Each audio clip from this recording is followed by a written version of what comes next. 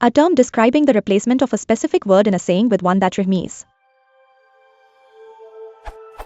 I understand this is quite a complicated title, however I have failed to discover a word, or a few words, to adequately describe the creative language used when changing a saying, or well-known phrase, into something slightly different, with a different meaning but still echoing the original phrase used. As much as that was a horrible way of trying to explain the concept, I will provide an example that expressed what I want to sufficiently and coherently explain. A reasonably well-known phrase which was used on a recent Batman film by Christopher Nolan, although this won't have been the first use of the phrase, is "Some people just want to watch the world burn." Recently, I came across this photo which was a very clever, in my opinion, use of that phrase, changing it slightly to give it a different meaning based upon the current situation. "Some thugs just want to watch the world learn, see photo below." Which is very clever, and I was wondering if there is a word that describes the creative language used here.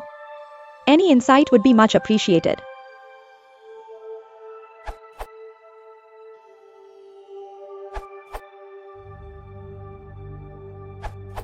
The term that describes this phenomenon is snowclone, which Collins defines as a verbal formula that is adapted for reuse by changing only a few words so that the allusion to the original phrase remains clear.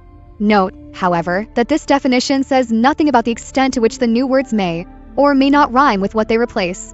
According to Collins, snowclone is a 21st century coinage which derives from the common formula: if the Inuit have in words for snow, then surely X have Y words for Z plus clone. The jargon file describes this as sound-alike slang. Hackers will often make rhymes or puns in order to convert an ordinary word or phrase into something more interesting.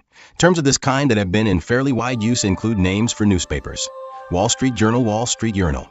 Arguably, sound-alike slang refers to accepted slang terms for things, woven into otherwise normal speech, while snowcloning refers to a specific joke.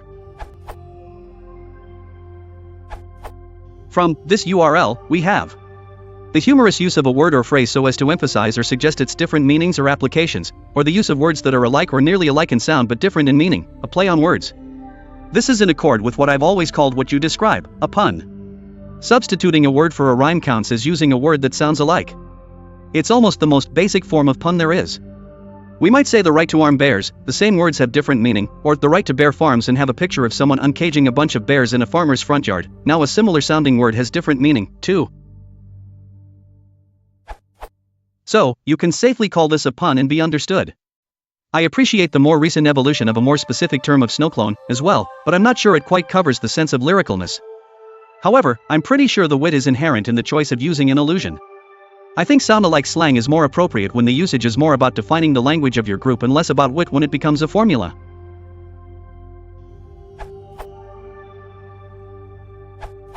Snowquote. Which, by the way, I found this search for similar to with snowcloning, while in search of how to enter one of my quotes into the book of quotable quotes and learned there is a name for or a search for a name of what I did with a very old and popular quote. If I unveil my snowquote for snowcloning here and it's accepted as a term, how does a new term or word get adopted officially? So now I have a snowquote quote or a snowclone. But looking for the how to enter it and or how to get credited if possible.